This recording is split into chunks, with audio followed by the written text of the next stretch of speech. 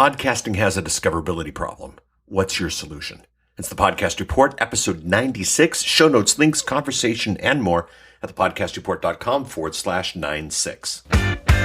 The big idea is this. If you're expecting them to find your podcast, you better hope that Santa comes too. My name is Paul Colligan. This is the Podcast Report. This is the show where we show you, the podcaster, how to reach more with your message and how to profit more with your content. This episode, I'm actually cross-promoting with my Thinking Out Loud podcast because its issues slightly bigger than the podcast, but not that much bigger. So you are there as well. So if you're listening to this on Thinking Out Loud, it's definitely a longer one, but enjoy it. And the Podcast Report isn't such a bad show in and of itself. Anyway, like I said, if you're expecting them to find your podcast, you better hope that Santa comes too. See, podcasting has a discoverability problem, and podcasting has always had a discoverability problem. We'll chat on that later, but we need solutions.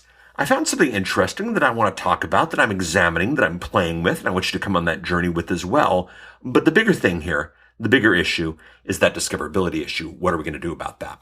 So a couple of things. What led to this? My Oman trip. Many of you know I went on a trip with the U.S. State Department to Oman, teaching social media over there. Great country, great people, great food. Had a really good time. What was interesting, though, I had a day of speed consulting. Several startups, several incubators in Oman came in, and every single session started with, well, I know I need to be on Facebook, but what else?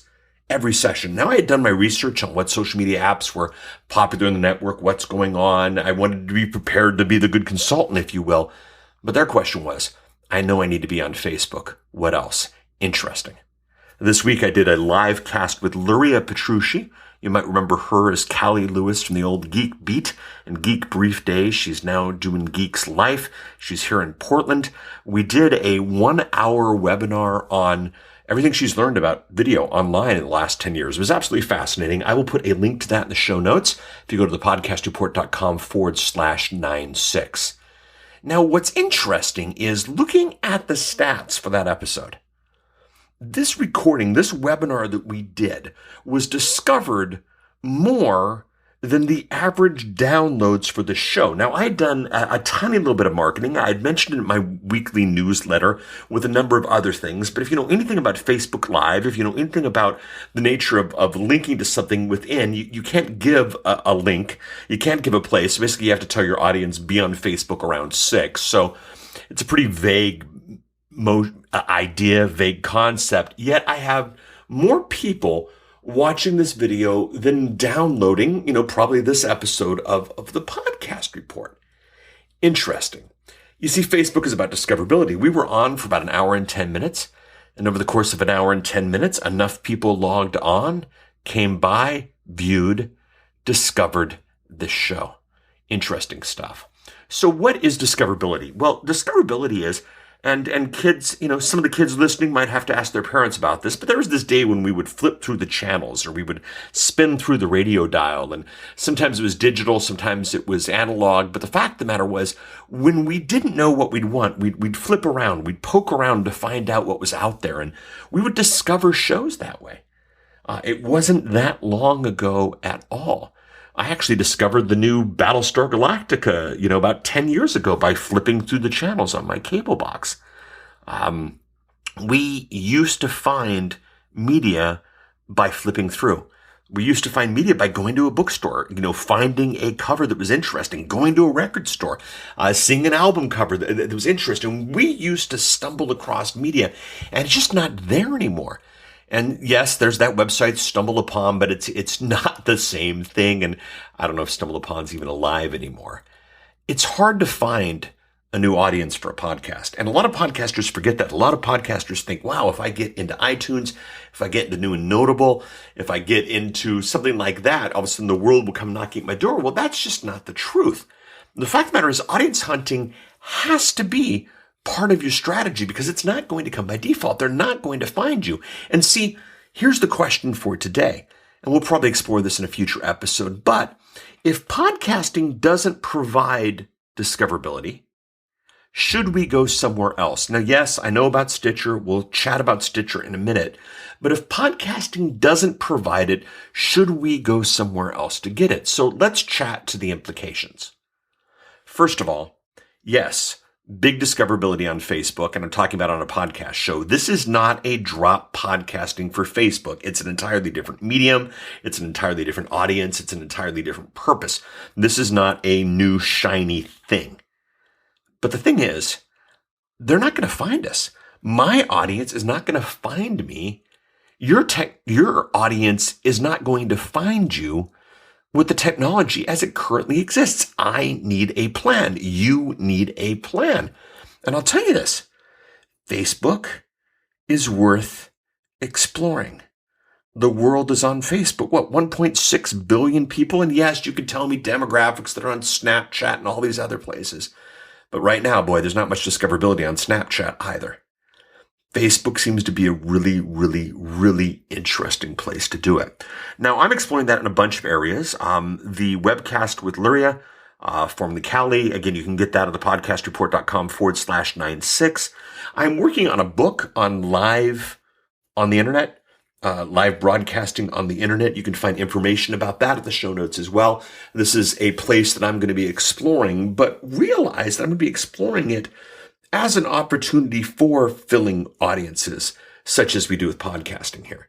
Why? Because I want people to discover my show, because they're not going to discover it any other way. And you want people to discover your show because they are not going to discover it any other way. So Facebook's worth exploring. Any form of discoverability is worth exploring. I'm going down that path. I welcome you to come down that path with me. So what do you do about this? Understand that your audience is not going to stumble onto you.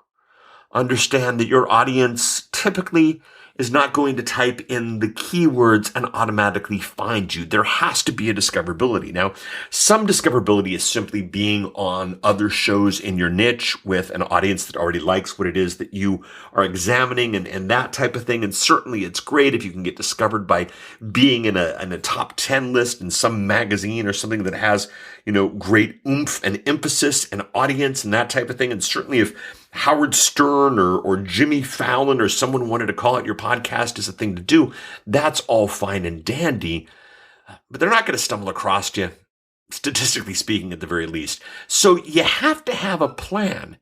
You have to have a strategy that deals with that fact. Now, there are some options. Facebook's not the only one, but I want you to consider Facebook Live. It's just a really, really interesting place. If the option appears, do what you can so that they will find you. Facebook feels like it's appeared. It feels like it's an opportunity. It's not fulfilling the promise of podcasting. It's not a replacement, but it's a way for people to find me. Stitcher. There was the promise of Stitcher. The idea with Stitcher was that Stitcher, and if you don't know, originally, Stitcher was supposed to be sort of the Pandora of podcasting, if you will. I could say I'm into business, I'm into politics, I'm into comedy, and then it would build a show for me and I could give it a thumbs up and a thumbs down and it would go from there. It just doesn't have the numbers. It just doesn't have the impact. And right now, a lot of stuff's happening with Stitcher. There was the recent acquisition. I don't think they're going this way at all. They just seem to be the thing that everybody likes about Stitcher right now is the stats that you can get from the plays, because it's basically a streaming platform. So I think the promise of Stitcher is dead. The reality of Facebook right now, at the time of this recording, 1.6 billion users who visit on a regular basis, who stumble across things. The numbers I'm seeing, I did another live test. I took a webinar that I had marketed pretty heavily to my email list. I actually felt bad about how much I had marketed it, but I thought it was a pretty fabulous product. I ran the webinar that I had, for lack of a better term, really over-marketed to my group. I ran that webinar inside of Facebook and I made 3 more sales of the product and I walked away with, $300 more bucks. And boy, you compare that $300 to a $40 CPM, 300 by 40, whatever the number there. It was a lot easier to run that webinar inside of Facebook than it was to get all those downloads. And it's interesting. We got to play with that. Stitcher has not delivered. Facebook has the potential to deliver. If there are other options out there, I'd love to know about them. If you are finding that your show is getting discovered some way, please let me know. I would love to chat about it. If you go to the podcastreport.com/96, comments to this episode's great. All the social accounts are great. The podcastreport.com/Facebook, the podcastreport.com/Twitter. That would be awesome as well. You got to understand your audience isn't going to stumble across you. They're not going to find you. They're not going to discover you. So you got to have a plan. There are some options. Some have worked. Some really intriguing. Would love to know what yours are. Regardless, just have one. Use it and get people listening to your show because you know what? It's worth it. It's a pretty good show. We'll chat next week. Bye. Thanks for listening to this episode of the Podcast Report. I love interaction. Head out to thepodcastreport.com and interact with this episode or any other that you might listen to. But don't just visit the website and click play. Subscribe to the Podcast Report, thepodcastreport.com/iTunes, thepodcastreport.com/Stitcher, thepodcastreport.com/Google. Once you subscribe, once you set it up so that every time a new episode comes out, you are automatically updated, you experience the power of podcasting. It's not that you have to come out to my website. It's not that you have to go anywhere. It's that the content comes straight to you.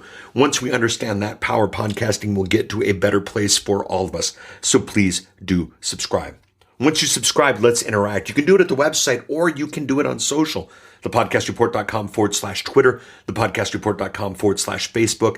Pick the social network of your choice and we are there to interact. The website's great too, but when you do social, the world sees more, find out about podcasting, more find out about how to make their podcast better, and the world becomes a better place. So go ahead, interact with us on social.